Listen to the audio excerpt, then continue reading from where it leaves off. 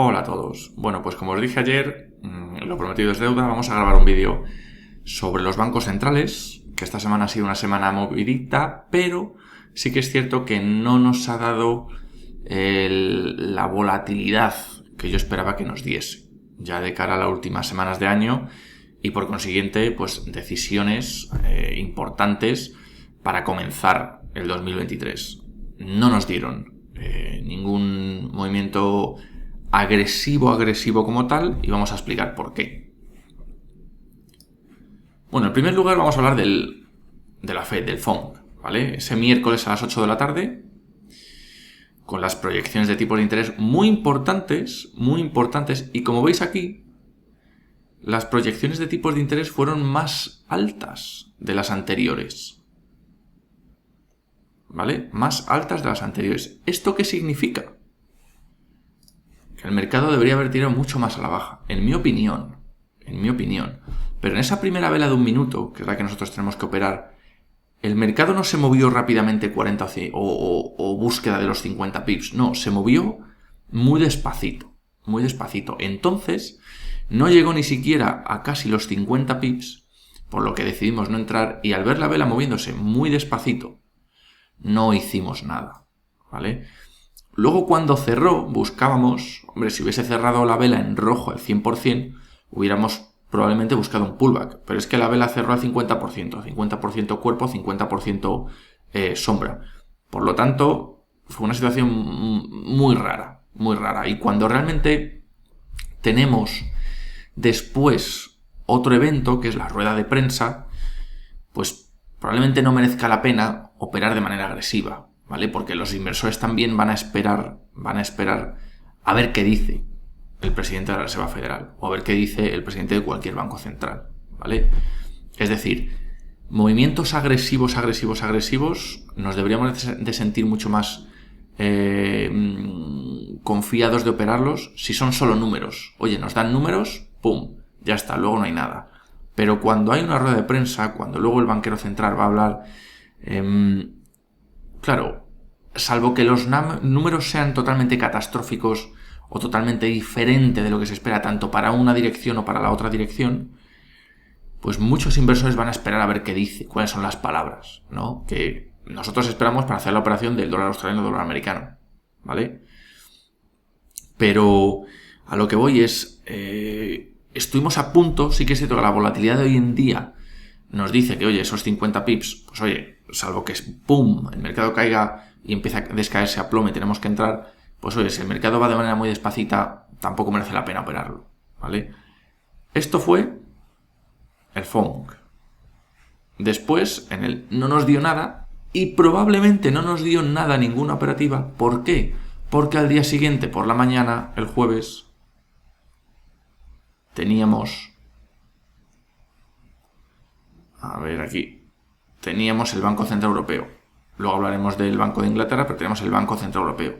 Y el Banco Central Europeo, pues como lleva sucediendo durante las últimas reuniones, es que no generó absolutamente nada. Es esto.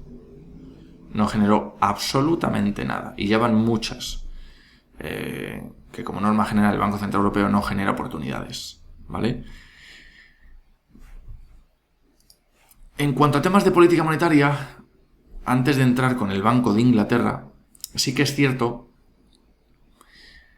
que hay que comentar que esto afectó mucho más que a las divisas, que teniendo en cuenta que después de la publicación teníamos una rueda de prensa y teniendo en cuenta que al día siguiente teníamos al Banco Central Europeo, entonces el euro dólar no era el más preciso para operar, ¿vale?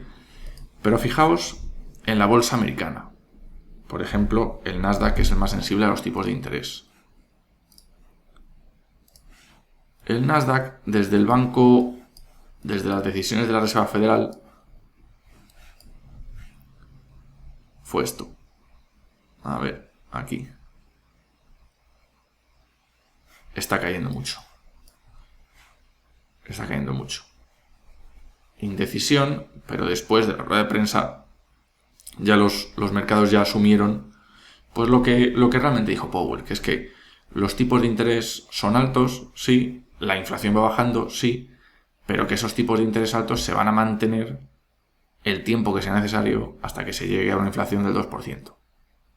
Entonces, el tiempo que sea necesario, eso es lo que deprimió a los inversores de bolsa, que dijo, bueno, ¿cuántos años vamos a tener los tipos de interés al 4, al 5? ¿Vale? Esto por un lado. Y luego el Banco de Inglaterra.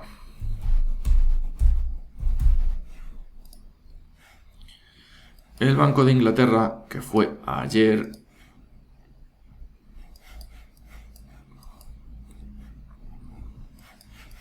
pues tampoco. Este fue. ¿Vale? Como sabéis, las divisas, el euro-dólar, aquí está la una.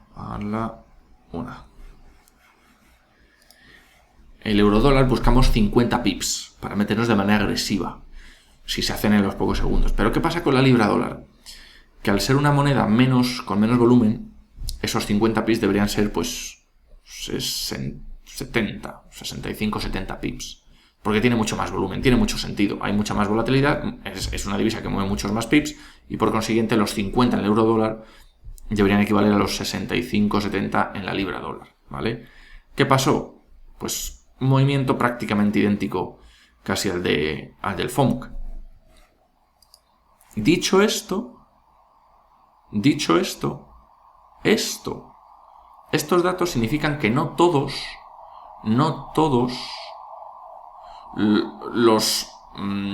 los miembros que votan la decisión de tipos de interés, no todos querían subidas de tipo.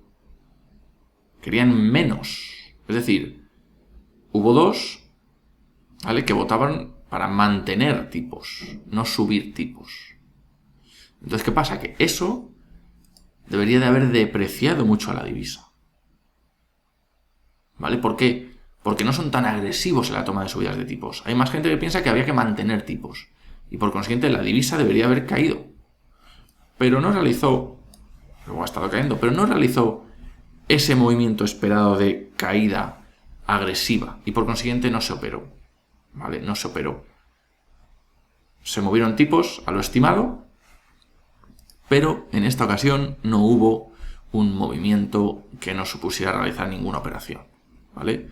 Repito, con las divisas menos líquidas hay que incrementar de esos 50 a más pips a la hora de realizar nuestra entrada agresiva, ¿vale?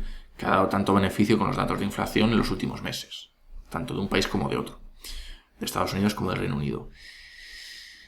Mucho cuidado, aunque aquí no había... no se dieron esos 60, 65 pips, 70 pips para entrar. Pues bueno, pues teniendo en cuenta que ha sido una semana muy atípica también, con todos los bancos centrales juntos, es difícil, ¿vale? Es difícil. Cuando tienes un día el banco central más importante del mundo, que es el FOMC, por decirlo de alguna forma, el Banco Central, no se denomina Banco Central, pero bueno, la Reserva Federal, es lo más importante. Pero al día siguiente tienes el Banco Central de la divisa a la que estás operando, el euro-dólar, por ejemplo, o la libra-dólar, suele verse mucha más indecisión que si esta semana hay solo el Banco de Inglaterra o esta semana hay solo el FOMC, ¿vale? Suele haber mucho, cuando solo hay un solo banco dando su política monetaria, suele haber un movimiento más claro, ¿vale? Esta semana ha sido, pues la verdad es que ha sido un lío. También coincide que es el final de año, las carteras se tienen que ajustar, los inversores pues realizarán todo tipo de cierres de operativas para dar rendimientos y demás. O sea que coincide un poquito, ha sido una semana un poquito atípica para recibir la información de calidad que deberíamos de haber recibido. Que ni la recibimos por parte del Banco Central Europeo ni la recibimos por parte del Banco de Inglaterra, ¿vale? Sí que es verdad, la recibimos más por parte de la Reserva Federal, pero realmente no, ¿vale? ¿Qué pasa? Que teniendo en cuenta esa